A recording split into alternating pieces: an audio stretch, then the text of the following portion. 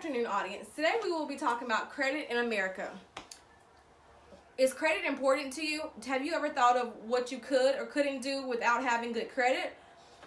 Do you own a credit card? Many Americans can say yes to that question. They own at least one major credit card that allows them to make purchases when they do not have the actual physical cash to make that purchase.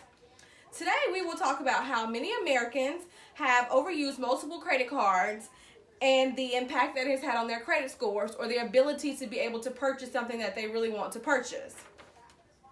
We will start off by looking at the major credit card companies that most Americans in the United States have. The first major credit card is Visa. This is a Visa card. That's what a Visa card looks like. Guess how many Americans have this card? 328 million Americans hold a Visa credit card. That is a lot. The next credit card that we will look at is a MasterCard.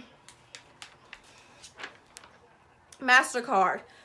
With the MasterCard, it's 191 Americans that hold a MasterCard. The next card is Discover. This is a Discover It card. There is lots of Discover cards, but this is a Discover It card. With Discover, they have 51 million Americans with the Discover card. The next card is Capital One. The Capital One is 45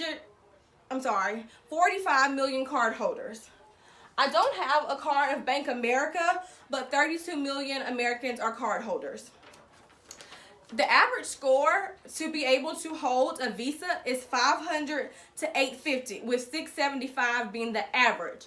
Most companies will allow a little lower credit score, but that is just the average to be able to most likely get approved and have a good interest rate.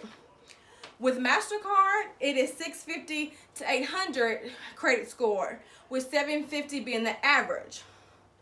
That is a lot, and with MasterCard, that is one of the hardest cards that you're able to attain other than American Express, being that the credit score is so high. Discover, you can have anywhere from a 600 through 750, with a 733 being the average. Capital One, they offer 666 through 850. With Capital One, they offer many different type of cards, so sometimes they are more flexible because you're able to get cards that are for people with bad credit to help them rebuild their credit. With Bank of America, their average is 744, and the total credit score is 681 through 850 to be able to obtain a Bank of America card. The reasons why credit is important: it affects where you live and how much you pay. You are not able to get mortgages if you don't have a certain credit score. For the FHA loan, you have to have a minimum of 620.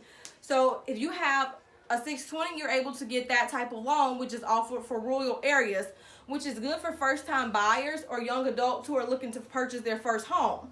So that is a reason why you should start your credit off young, so once you're older, you'll be able to obtain the things that you want to obtain. It affects what kind of car you drive, because the banks are not going to give you a car. Where research shows if you have a credit score of around 500, you'll have to have a cosigner, which even with a cosigner, research shows that you will still have a higher car note than someone who averages a 700 credit score or at least a 650 or higher. It affects where you can be employed at. As certain jobs you have to have a credit check for before you're hired. If they feel like you are a liability and that someone will easily persuade you, most government jobs, they won't hire you because they feel you're easily persuaded and someone would be able to persuade you to take money in return for them helping you with your credit. You also can avoid security deposits by having a good credit score. As you know, most times now when you try to get your lights cut on, your gas, or anything, they run your credit to see your payment history. If you don't have an excellent or good payment history, you have to have a deposit anywhere from $100 to $500. I know one company, which is Central Alabama Electric. If you don't have over a 620, your deposit is $250 up front, and you don't get that back. So that is a lot of money that you're wasting because you're having to pay because your credit is not good. Building and rebuilding credit. You can apply for a secured credit card. Most banks have that, where you put $500 down of your own money and you borrow towards that and you pay it back.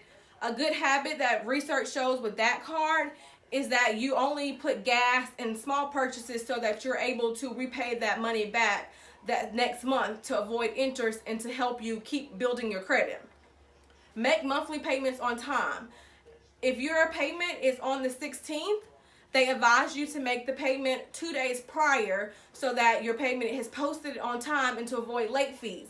If you have late fees, most late fees are anywhere from $20 to $40, which adds money to your overall total that you have to repay.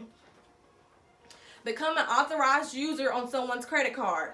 That if your mom, your dad, your boyfriend, wife, husband, they have good credit, you can ask them to add you to their credit card and they make good payments and you're able to build your credit score that way, which is a good way for college students to get credit. Catch up on any late payments. If you have any late payments that are out there, catch them up soon as you can. Avoid using your credit card if you can. If you have small purchases, do not use your credit card. As researchers show, you will become dependent on that credit card and only want to use that credit card.